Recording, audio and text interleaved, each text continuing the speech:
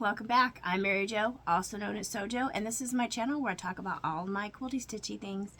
And today is my weekly update number 69, and it is July 7th, 2024. So it's been another busy week.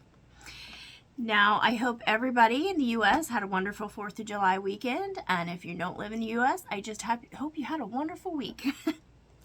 So now I did take advantage of some of those July 4th sales that were going on with some fabric, so I'll be sure to show you those when those come. Now, let's see, what else did I do this week? Well, I finished another quilt top, I finished my sweater, and of course I worked on a bunch of other things. And I will be opening up my giveaway to win one of my quilts that was in that 1,000 subscriber quilt trunk show. So you might want to watch that if you haven't already. Take a look, see if maybe you want to enter to win one of those quilts, and then I'll tell you how at the end of the video. So last week I did get a question about what do you do with your diamond paintings. So I'm going to try and explain what I do with my diamond paintings. Now, not all of my diamond paintings I have a purpose for. Sometimes I just do them to do them. And when I do them, when they're done, I have a big artist portfolio, which is basically just like a big bag that kind of lays flat that I stick them in and stack them up. Now, I do have a few that are too big to actually fit in there, so I roll them up with the diamonds or the drills, because drills are what they call the diamonds, on the outside when we roll it, and I stick it in there. Then, because all of those diamond paintings lay flat in that portfolio, I can just slide it under my couch, and that's where I store them if I don't have any purpose for it. However, if I plan on hanging them up and doing something with them, well, I'll show you what I do. Okay, well, this is just a small one, and what I did here was I got a artist canvas that basically you can buy like anywhere. You can buy them at Walmart or any craft supply stores. Just the canvases that are, when they're small, they're cheap, and then I basically just wrapped it around and stapled it to the back. Now, this was one of the first ones I started doing, so when I did it, I'd also use some spray adhesive, and I got the spray adhesive a little too close, which is why you see those marks there. But that's okay. But that's one of the things I can do when they're small. Now, when they get bigger, it's not economical to buy a big canvas, and in that cases, it's cheaper to buy the stretcher bars. And what the stretcher bars are just the wood pieces that make that canvas, so you can put those around and then wrap the diamond painting around and staple it. Now, I've also done things like this, where I bought a frame and put it in. Now, this was just a cheap poster frame.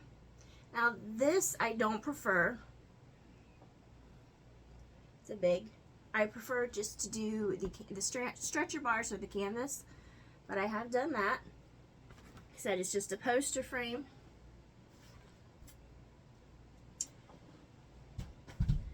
And here is a big one. There we go. This is a bigger one. And like I said, I started with these wood stretcher bars that I put together, and then I just wrapped the diamond painting around and stapled it to the back. Now, as you can see with these diamond paintings, you get a much better detail of the picture the larger they are. When they get smaller, all those details kind of blend together and gets kind of blurry. When you get a larger picture, they all kind of come out. Okay, so I hope that explains a little bit more about what I do with my diamond paintings. If you have any more questions, just leave them down and I'll try to answer as best I can. Now, what else did I do as far as quilting and sewing? Well, I finished a quilt top, so let's hang it up, take a look at it. And this is the quilt top that I finished this week. Now, this is from a half pack quilts, and most brick and mortar stores carry them, and they're 5 half-yard cuts of fabrics into a package, and then you pick a pattern to go with them. And this is what I picked. The pattern on this one is called Picnic Basket. We'll go ahead and take a closer look at it. I can't really show the pattern because it has all the dimensions and stuff on it, but we'll take a look. So there we are, working our way at the top. Just work our way down a little bit. It's not hung the best, but that's okay.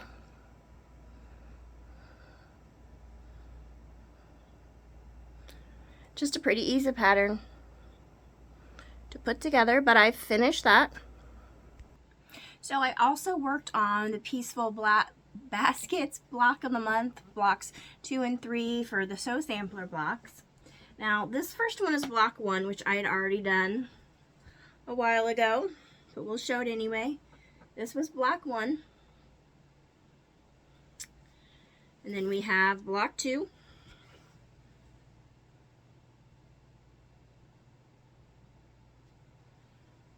And block 3. Now I will say in all of my blocks, this piece right here, right there, that join right there is off a little in all 3 of my blocks, but that's okay. I'm gonna leave it there. I think it will be fine. So worked on the Peaceful Black Baskets. And then let's get out the other stuff I worked on. So I worked on a Sew Sampler project, and this is the Wipeout pattern. Now these are from a paper piecing pads. The snail trail. Now in order to do this snail trail, you have to make 4 patches first, which I did, got all the 4 patches made. And then this week, which I had done that before, I had made 4 of the paper piece blocks, and I have them pinned together into a row.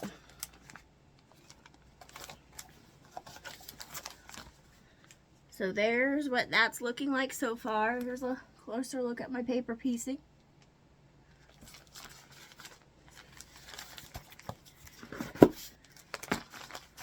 We did that. Or I did that.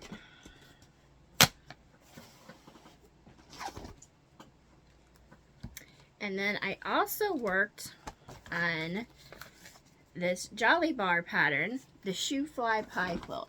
Now this is the Strawberry Lemonade Jolly Bar from Sherry and Chelsea. And I didn't like this pattern, so I chose this one through the Jolly Bar. And I have these blocks pinned together. They're not quite sewn yet. And I'll show you some of those.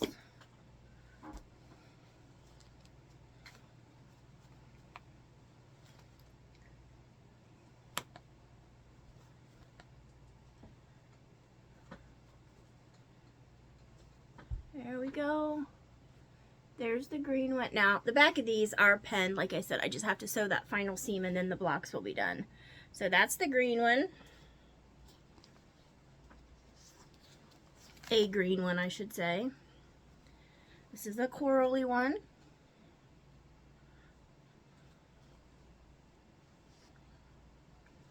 Another green one. Since I'm working on 9 blocks, the green ones will be in the 4 corners. And then this one will be on row 2.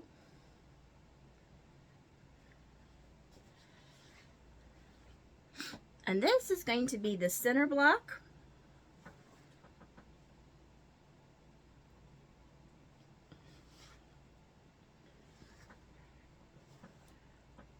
That's another corally one. And we've got this lighter green one.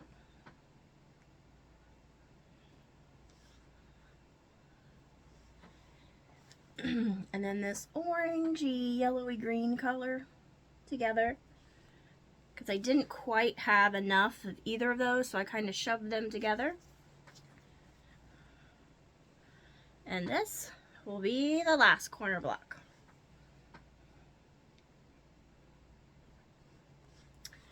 Alright, so I worked on those.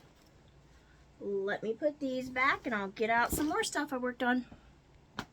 So I worked on another Sew Sampler, and this is the Daydreamer quilt pattern. So I basically have all of these blocks done, and now I have the blocks sewn into rows, and then I have them pinned to the sashing rows. So this is where we are. Let me hold it up. See, there's, you can see where my pins are. So after I sew that, then I just got to start adding borders. But here where we are with that.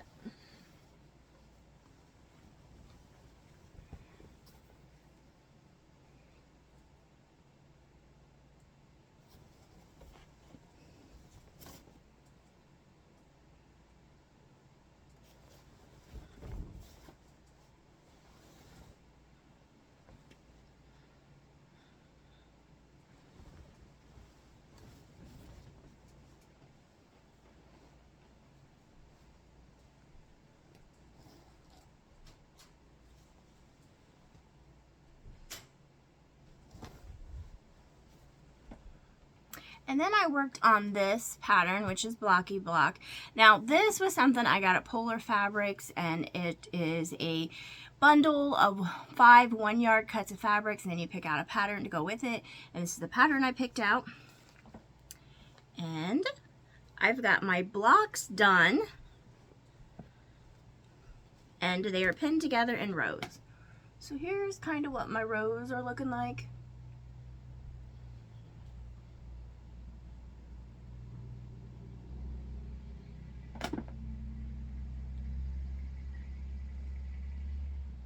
So I've got all of those rows together, pinned together, just ready to be sewn. So we worked on that, and then I've got 2 other projects. Now, since I finished that half pack quilt behind me, the quilt top, I got out another half pack quilt, and I cut all of that out. And again, I can't really show you the pattern because it has the dimensions and stuff on it. But basically what it is, it alternates between a pinwheel block and a 4-patch block with some sashing in between it. So I cut it out. Here's some of my fabrics. These are just going to be making some half square triangles here. Let me open it up a little bit. See, there's the fabric. I got those all pinned together to make some half square triangles.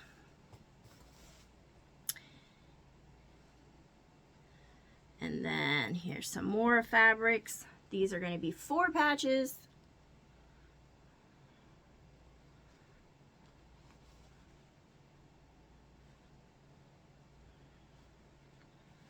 So, and then we've got one other color which I picked, which will be for the sashing. And this is going to be the sashing in between those. Let's see. And then here's a look at all the other fabrics, the other 4 fabrics. So we got that, that, and that. Okay, said, and that will be the sashing. So I'm working on that. I got all of that cut out, pinned together, ready to sew. One other project. This was a pattern, it was a free pattern from, I think, Wilmington Boutiques that I had got. I got it at a quilt shop when we were down in Pigeon Forge area a few years ago. But this is the pattern. And most of my fabrics are batiks. I did have a couple in here that are not batiks, but they're kind of batik looking, I think. So I put them in here. And the center of this quilt, after you get the center of the quilt done, it's basically just a bunch of borders. So it's kind of like a medallion style quilt. And the center of it is done. I'm just putting all the borders on. Let's see, I have to go back here a little bit.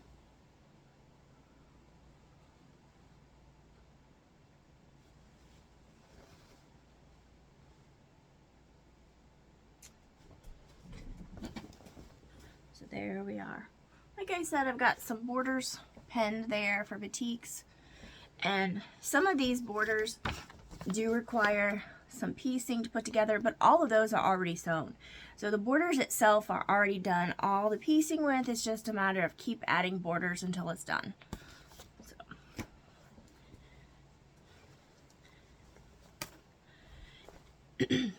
And when I was looking at that pattern, I was only going to do the smaller size, which I think is a throw size. Yeah, the throw size. However, when I looked, I had enough to do the queen, so I am doing this queen size. I did have to tweak a little bit some of the fabrics to make it work, but it is going to work. So when it's done, I'll have a queen size quilt top. I am usually one that prefers a bigger quilt, but that's just me. Prefers to piece the bigger quilt.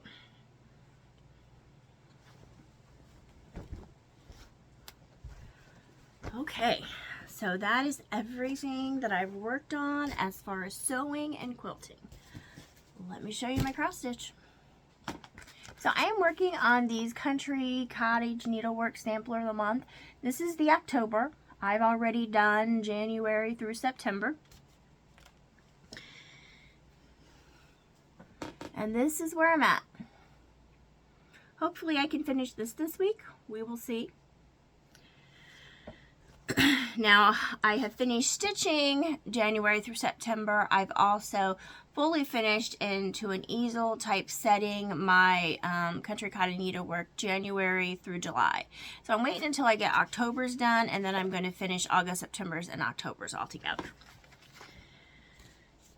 So that's where I am there. And then my crochet. Let me show you my crochet. So I have been working on this cardigan from Leather Co. This is the Cabernet cardigan. I did finish it this week.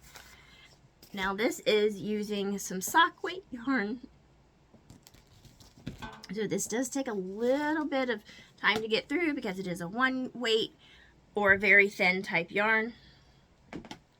So let me hold it up. I'm going to put it in the hanger, make it a little bit easier. So there it is, my cardigan's all done. Now last week I just had to finish adding the cuff on one of the sleeves, I don't remember, and to finish doing the front.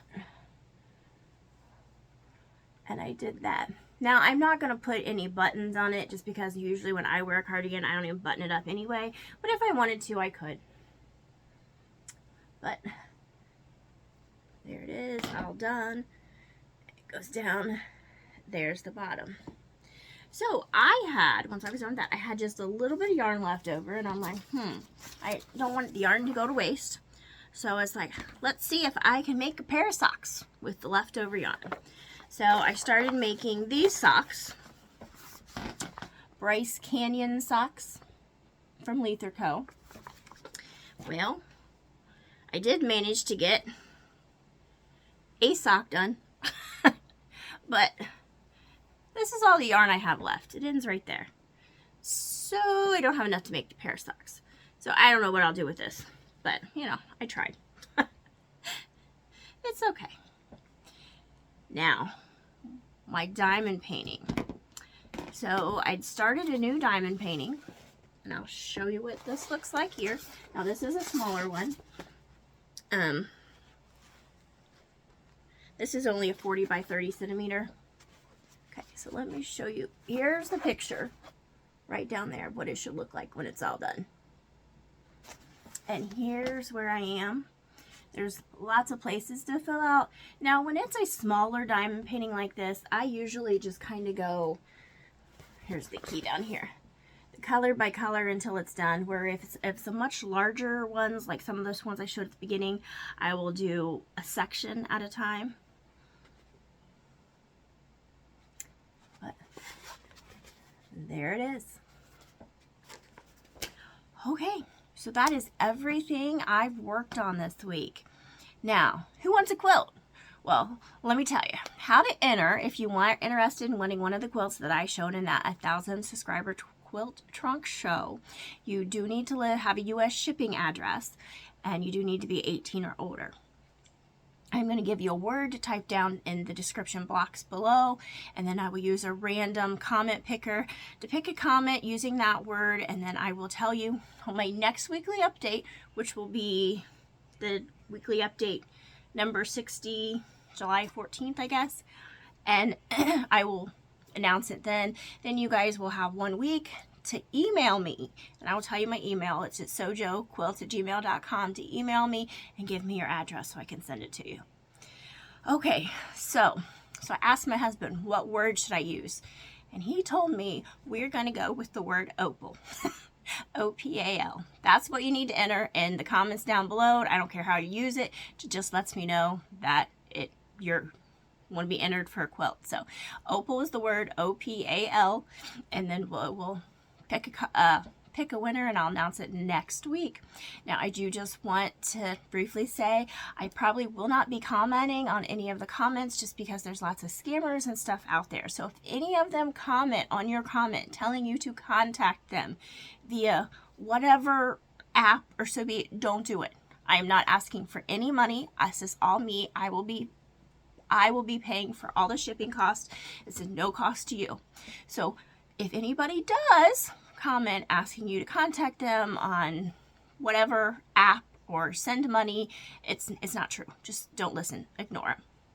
And because of that, I probably won't be commenting on any of the comments unless there's a specific question I need to ask. Okay? Good luck. Until next time.